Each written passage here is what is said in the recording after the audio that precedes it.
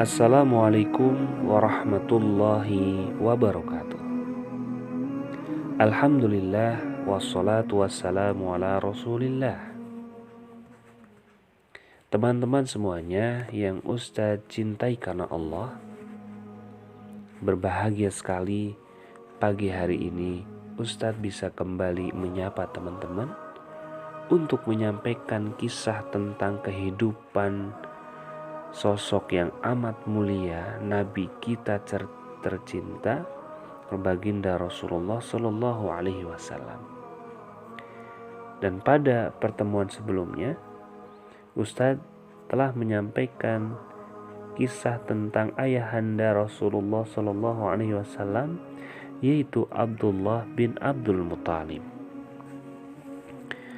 Saat hendak disembelih oleh ayahnya karena sebuah nazar atau janji. Maka setelah peristiwa itu terlewati teman-teman atau berlalu, Abdullah kemudian menikah dengan seorang perempuan terpandang, terhormat, yang baik akhlaknya, yaitu putri dari Wahab bin Abdul Manaf dari suku Quraisy yang bernama Aminah. Dari pernikahan keduanya inilah yang nantinya melahirkan seorang pribadi mulia, seorang nabi, seorang rasul, yaitu Nabi Muhammad Sallallahu Alaihi Wasallam. Dalam riwayat dikatakan bahwa ayahanda Rasulullah Sallallahu Alaihi Wasallam ini telah wafat saat beliau baginda Rasulullah masih berada dalam kandungan.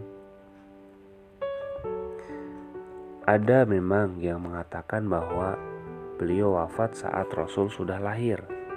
Hanya saja pendapat yang lebih kuat, para ulama menyampaikan beliau telah wafat sejak Nabi masih berada dalam kandungan.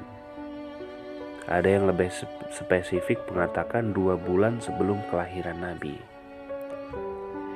Diriwayatkan ketika wafatnya ayahanda Rasulullah Shallallahu Alaihi Wasallam itu sedang berada dalam perjalanan atas amanah ayahnya, yaitu Abdul Muthalib, untuk melakukan perjalanan dagang dari Mekah menuju Syam.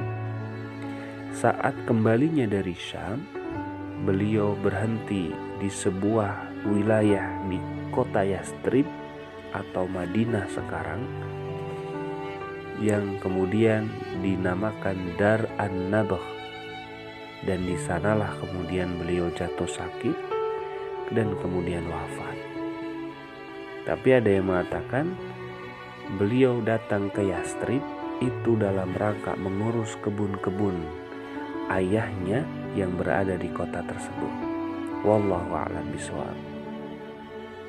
Maka sepeninggalan ayahanda Rasulullah Shallallahu Alaihi Wasallam, beliau pun mewariskan beberapa hal, dan di antara warisannya yaitu adalah budak wanita yang bernama Ummu Aiman, yang nanti akan mendampingi Rasulullah saat beliau masih anak-anak, usia anak-anak, sampai nanti beliau dewasa. Dan inilah yang terjadi pada diri Rasulullah Shallallahu Alaihi Wasallam, di mana beliau lahir ke dunia ini yaitu dalam keadaan tidak memiliki seorang ayah atau tidak sempat berjumpa dengan ayahnya. Makanya para ulama sampai mengatakan beliau adalah seyatim-yatimnya yatim. Kenapa? Karena yatimnya beliau benar-benar tidak pernah sempat melihat ayahandanya sendiri.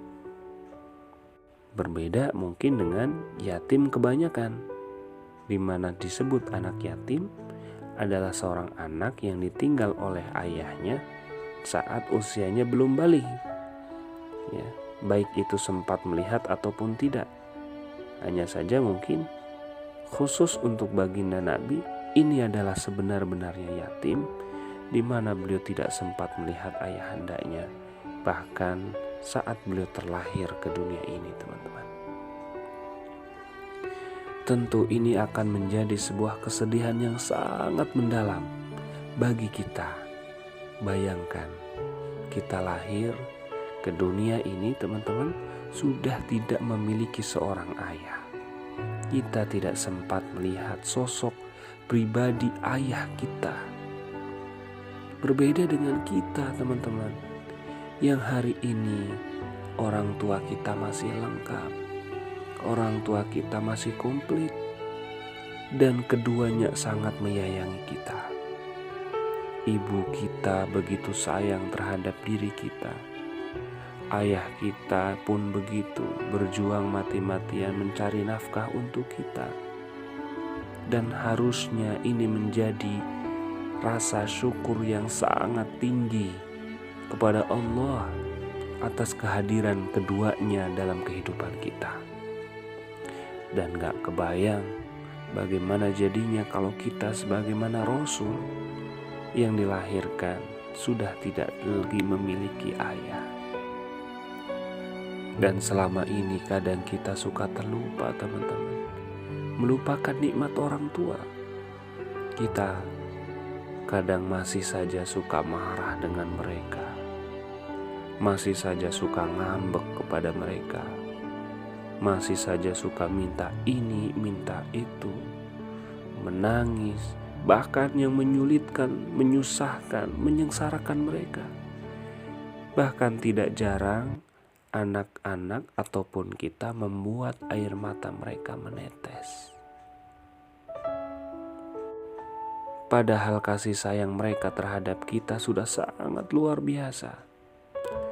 Seorang ibu yang melahirkan kita dengan penuh perjuangan, bahkan kemudian kematian sudah berada di hadapannya, kemudian merawat kita. Saat kita bayi, kita buang kotoran, dibersihkan oleh mereka dengan penuh kasih sayang. Kita merengek menangis, bahkan saat mereka terlelap, mereka rela bangun karena tangisan kita, kemudian menggendong kita, mengais kita, merawat kita dengan penuh kasih sayang yang sangat luar biasa. Kita direpotkan, mereka direpotkan atas kehadiran kita. Sampai usia teman-teman segede sekarang. Begitu juga dengan ayah kita.